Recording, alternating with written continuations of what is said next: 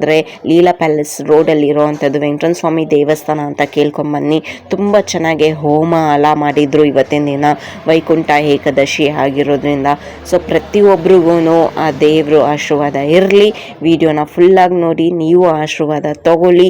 ಯಾರೆಲ್ಲ ಇವತ್ತಿನ ದಿನ ದೇವಸ್ಥಾನಕ್ಕೆ ಹೋಗೋದಕ್ಕಾಗಲಿಲ್ವೋ ಅವ್ರಿಗೆಲ್ರಿಗೂ ತುಂಬ ಚೆನ್ನಾಗಿ ಸ್ವೀಟ್ಸು, ತುಂಬ ಚೆನ್ನಾಗಿ ಒಂದು ಅಲಂಕಾರ ಡೆಕೋರೇಷನ್ಸ್ ನೋಡ್ತಿದ್ರೆ ತುಂಬ ಖುಷಿ ಆಗ್ತಾಯಿತ್ತು.